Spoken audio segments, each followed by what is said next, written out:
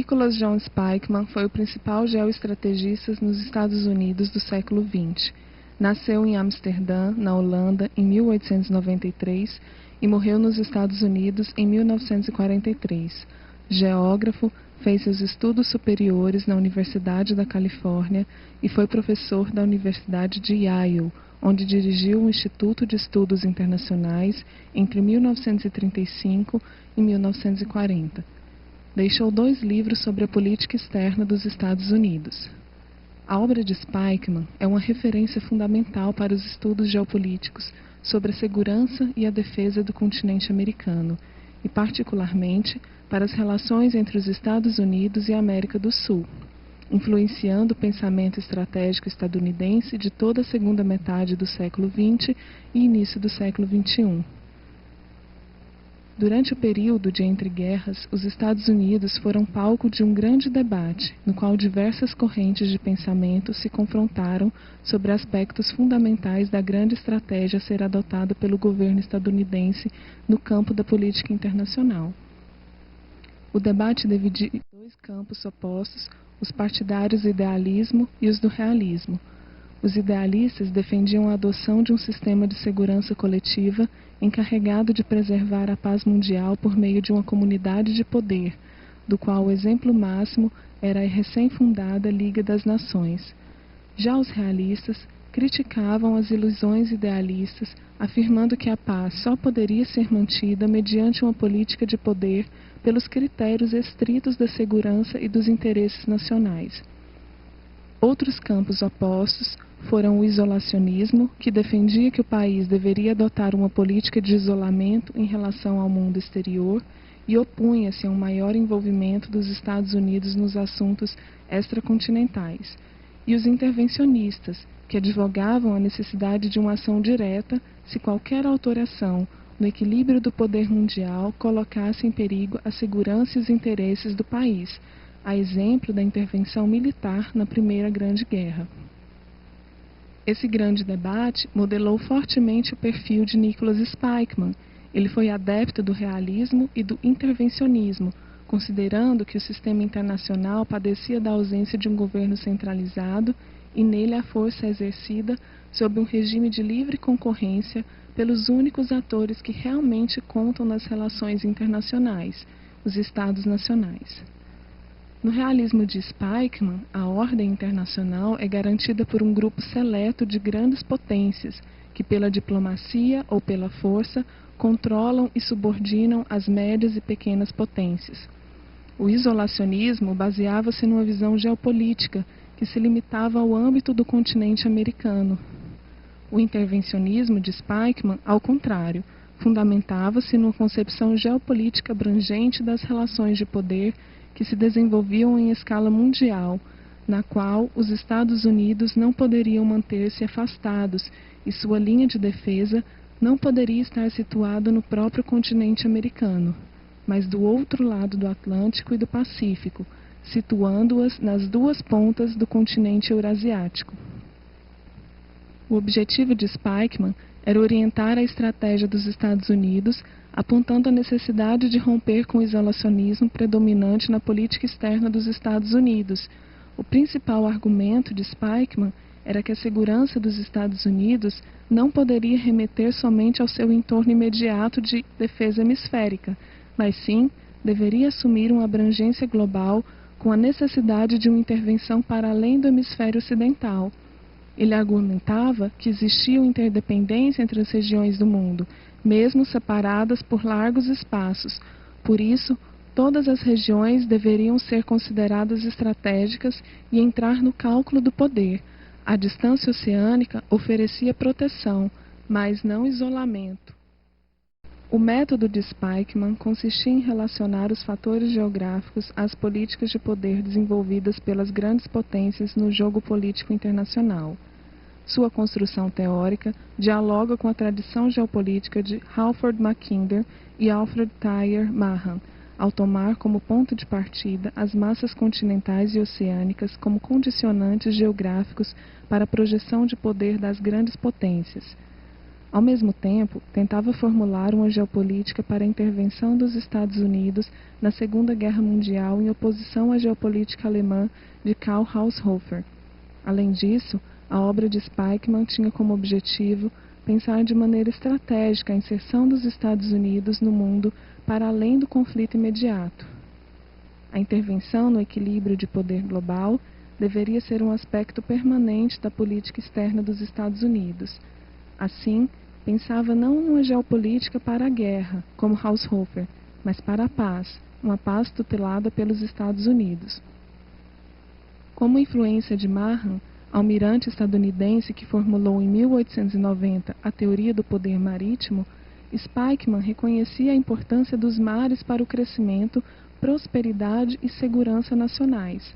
Uma nação capaz de controlar o mar por meio do poderio naval e também do comércio e da navegação pacífica, poderia explorar as riquezas do mundo.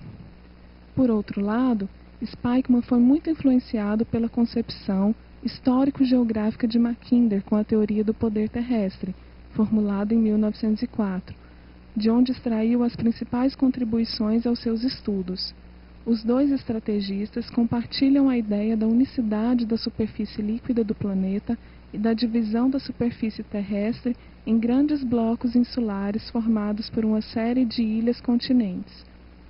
Mackinder chamou de ilha do mundo o conjunto de Europa, Ásia e África, denominada Eurásia, por concentrar a maior parte das terras do globo. Do centro oriental da ilha do mundo, situado mais ou menos entre Berlim e Moscou, teriam partido as primeiras e principais conquistas. Denominou essa área de Heartland, autêntica área pivô da história. Deduziu que quem a controlasse dominaria a ilha do mundo e, como consequência, controlaria o mundo. Isolado dos oceanos e com grande mobilidade, teria o poder terrestre, instalado no Heartland, a facilidade de se expandir na direção dos países posicionados nas extremidades costeiras, região que chamou de crescente interno marginal, tendo nas extremidades do Ocidente a Inglaterra e do Oriente o Japão. Se associasse o poder terrestre a essas duas extremidades com potencial de poder marítimo, estaria assegurado o domínio do mundo e se poderia partir para o arco exterior insular, a que chamou de crescente externo insular, abrangendo a América e a Austrália. Para Spykman, a abertura dos canais de Suez e do Panamá dividiu as massas terrestres do globo em 5 grandes ilhas continentais. Dessas 5 ilhas, 2 situavam-se no hemisfério norte, a América do Norte e a Eurásia, e as outras 3 localizavam-se no hemisfério sul, a América do Sul, a África e a Austrália. Ele aceitava a macroestrutura de Mackinder referente à região pivô e aos crescentes marginal e insular, com a diferença que, em vez da Rhode Island, existiam 2 ilhas continentais, a Eurásia e a África. Mackinder recorreu à projeção de Mercator, enfatizando a centralidade da região pivô e o enorme distanciamento entre América e Eurásia. Já Spykman utilizou a projeção azimutal equidistante, centrada no Polo Norte, na qual o globo é visto a partir do topo do mundo, revelando a relativa proximidade entre América e Eurásia, assim como as grandes distâncias que separam a América do Sul, a África e a Austrália. Com isso, Spykman extrai as seguintes conclusões. As relações entre as ilhas continentais do hemisfério sul carecem de maior importância, mas as relações entre os Estados Unidos e as 2 extremidades da Eurásia são determinantes para os rumos da política mundial. Ele ressalta a exclusividade do espaço e da posição geográfica dos Estados Unidos, que favorece sua situação geopolítica tanto no âmbito continental como planetário. Para Spykman, seria necessário manter uma divisão e um equilíbrio de poderes tanto na Europa quanto na Ásia, no qual as forças conflitantes se neutralizariam mutuamente. Assim, os Estados Unidos deteriam um excedente de poder em condições de projetar-se nos 2 oceanos e cercar ambas as pontas da Eurásia. a hegemonia seria conquistada por uma potência ou coalizão que conseguisse acumular uma margem de poder residual que pudesse ser aplicada no exterior para cercar a outra ilha-continente. A tese de Spykman de que uma potência do crescente marginal eurasiano avançaria pela conquista da região central já havia sido formulada por Mackinder. Spykman temia que no auge da ofensiva da Alemanha e do Japão na Segunda Guerra Mundial houvesse a partilha da Eurásia por dois poderes hegemônicos, seguida do cerco dos Estados Unidos, pois se o poder nipo-germânico conquistasse a Rússia e a China e unificassem as duas extremidades da Eurásia, poderiam neutralizar a influência dos Estados Unidos no hemisfério ocidental. Para ele, a única possibilidade de defesa do hemisfério ocidental seria a integração política e econômica do continente americano sob liderança dos Estados Unidos. Essa ideia assemelhava-se às ideias de pan-regiões de Haushofer, que abarcava a Euráfrica, a Grande Ásia Oriental e a Pan-América, dirigida respectivamente por Alemanha, Japão e Estados Unidos. Contudo, para essa integração, Spykman deixa claro qual seria a alternativa diante da resistência de outros estados americanos.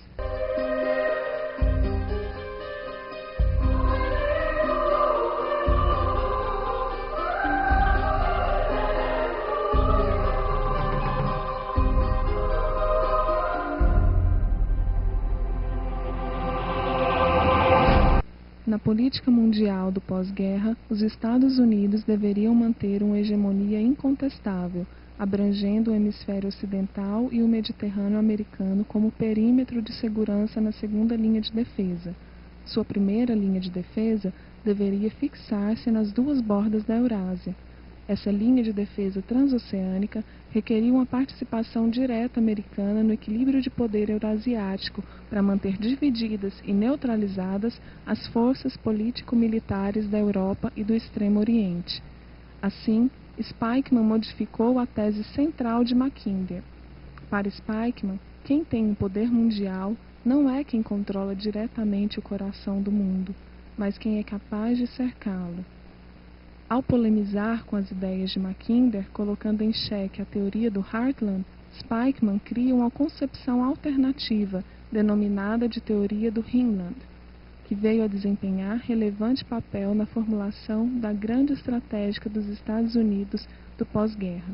O Heartland, que é uma unidade de drenagem interna praticamente isolada e sem nenhum ponto de contato com o mar aberto, deve ser bloqueado, ocupando-se as bordas da ilha do mundo, ou seja, as fímbrias, de modo a impedir a expansão do poder terrestre para o resto do mundo, ou seja, o crescente exterior ou insular. Esta teoria ficou mais amplamente conhecida como teoria da contenção, ou teoria das fímbrias. No pensamento de Spykman, o conceito estratégico do Rhineland assume uma centralidade equivalente à do Heartland. Mackinder sustentava que o avanço tecnológico do sistema de transporte terrestre abriria a possibilidade de unificação de toda a região, que essa integração espacial impulsionaria o crescimento demográfico e o desenvolvimento econômico da região, dando condições de conquistar a periferia eurasiana e construir um poder anfíbio para vencer o poder marítimo das potências insulares. Spykman colocou em xeque essa concepção, contestando que os dados empíricos da geografia econômica e humana demonstravam que a planície central siberiana não se transformara efetivamente em um novo polo de poder mundial. O poder mundial continuava concentrado nos três grandes centros: região atlântica da Europa e a região costeira do Extremo Oriente, localizadas no Rhineland, e a região atlântica da América do Norte. Assim, Spykman, opondo-se a Mackinder, mostrou que o período de unificação da Eurásia não veio do Heartland, mas partiu sempre de poderes situados no Rhineland ou numa das ilhas costeiras, França, Alemanha e Japão. Porém, o sistema internacional do pós-guerra colocou à prova tanto a teoria de Mackinder como a de Spykman. No caso de Mackinder, pela concepção histórico-geográfica de uma expansão centrífuga partindo da região pivô dominada pela Rússia em direção ao crescente marginal interno eurasiano. No caso de Spykman, a ideia de uma política de intervenção americana que projetasse a primeira linha de defesa para as bordas da Eurásia e participasse ativamente do equilíbrio de poder europeu e asiático. Contrariando sua expectativa, a defecção russa e a Revolução Chinesa impediram a aplicação da política de poder nas duas bordas da Eurásia. Assim, originou-se um modelo que combinava aspectos essenciais dos dois modelos, o de Mackinder e o de Spykman.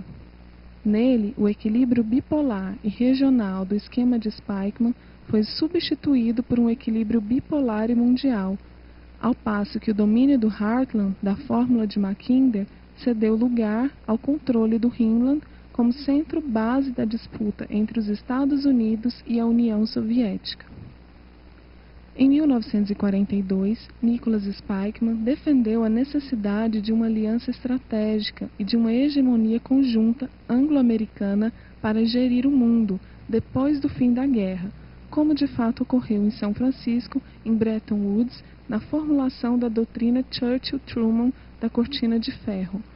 Cortina de Ferro foi uma expressão usada para designar a divisão da Europa em duas partes, a Europa Oriental e a Europa Ocidental, como áreas de influência político-econômicas distintas no pós-Segunda Guerra Mundial, conhecido como Guerra Fria. Durante esse período, a Europa Oriental esteve sob o controle político e influência da União Soviética, enquanto a Europa Ocidental sob controle dos Estados Unidos. A expressão foi celebrizada pelo então primeiro-ministro britânico Winston Churchill. A doutrina Truman, formulada por George Kennan em 1947, que visava a contenção da expansão russa na Eurásia, na verdade, já se encontrava sistematizada nos escritos de Spykman. Foi ele quem teorizou a matriz geopolítica e estratégica da contenção em The Geography of the Peace, publicado em 1944. O sistema Bretton Woods de gerenciamento econômico internacional estabeleceu em julho de 1944 as regras para as relações comerciais e financeiras entre os países mais industrializados do mundo, com o objetivo de reconstruir o capitalismo mundial. Enquanto a Segunda Guerra Mundial ainda se difundia, 730 delegados de todas as 44 nações aliadas encontraram-se em Bretton Woods, New Hampshire, para a Conferência Monetária e Financeira das Nações Unidas. Os planificadores de Bretton Woods estabeleceram o Banco Internacional para a Reconstrução e Desenvolvimento, mais tarde dividido entre o Banco Mundial e o Banco para Investimentos Internacionais, e o Fundo Monetário Internacional. O foco dessa geopolítica está na reconstrução e proteção da Alemanha pelos Estados Unidos no pós-guerra, com a finalidade de contenção da União Soviética e também do Japão, para enfrentar a ameaça da China. Baseado na teoria do Rhineland, após a ocupação do coração da Terra pela União Soviética, o mundo ocidental passou a ocupar as Fímbrias, com o objetivo de impedir a expansão do comunismo para o restante do globo. Estabelecendo acordos e tratados, materializou a conhecida geoestratégia da contenção durante todo o período da Guerra Fria, com a organização do Tratado do Atlântico Norte, conhecida como OTAN, em 1949, com a organização do Tratado do Centro, entre 1955 e 1976, com a organização do Tratado do Sudeste da Ásia entre 1954 e 1977. O objetivo principal, além de em algum momento exercer o controle sobre o Heartland, era estabelecer um cordão sanitário em volta da União Soviética, isolando-a e expandindo o domínio geopolítico para outras áreas, como a América. Com relação à América, Spykman definiu o continente, do ponto de vista geopolítico, como última linha de defesa da hegemonia mundial dos Estados Unidos e partiu de uma separação radical entre as Américas anglo-saxônica e latina. Ele propôs dividir o mundo latino em duas regiões, do ponto de vista da estratégia americana e no subcontinente. A América Mediterrânea corresponderia ao México, à América Central, ao Caribe, às Guianas e aos países sul-americanos com costa voltada para o Mar do Caribe, isso é, Colômbia e Venezuela. O argumento de Spykman era que a Colômbia e a Venezuela estavam isoladas do resto da América do Sul pelos planaltos andinos e das Guianas e pela selva amazônica. Essa seria uma zona inquestionável da supremacia dos Estados Unidos, posto que o México, Colômbia e Venezuela seriam incapazes de se transformar em grandes potências e ficariam sempre numa posição de absoluta dependência dos Estados Unidos. A América do Sul corresponderia aos países ao sul da Colômbia e Venezuela, que sempre considerariam os Estados Unidos como o colosso do norte, um perigo cujo poder poderiam tentar contrabalançar por intermédio de uma ação comum ou do uso de influências de fora do hemisfério. Durante a Segunda Guerra Mundial, a questão da América do Sul era considerada fundamental para as ambições dos Estados Unidos no mundo. Apesar de não possuir capacidade autônoma para confrontar os Estados Unidos dentro do hemisfério ocidental, os países da América do Sul, principalmente os da região do ABC, Argentina, Brasil e Chile, poderiam servir de ponto de apoio para as potências extra-regionais disputarem com os Estados Unidos. A importância estratégica da América do Sul estava na posição geográfica e nos recursos naturais e econômicos que poderiam ser mobilizados.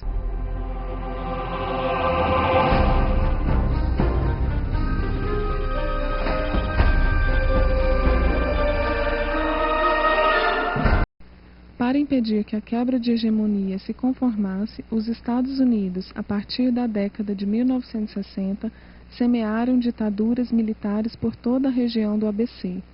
A explicação de Spykman para destacar a Colômbia, a Venezuela e as Guianas para fora da dinâmica de segurança vigente no restante da América do Sul, isto é, o acentuado isolamento definido pelos planaltos e pela selva amazônica, hoje em dia não se justificaria da mesma forma, tendo em vista as diversas conexões físicas estabelecidas internamente na Amazônia brasileira e externamente com vizinhos do norte andino, particularmente Peru e Venezuela, e a própria entrada da Venezuela no Mercosul em 2006, estendendo as fronteiras do bloco até o Mar do Caribe.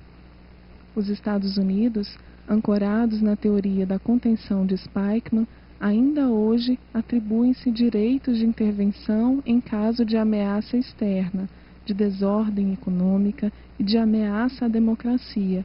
Por isso, continuam a armar-se, apesar de a ameaça comunista, que foi o grande motivo do contencionismo, não existir mais. Já a OTAN continua em franco processo de expansão. Iniciou-se com 12 membros e atualmente já há quase 40 membros.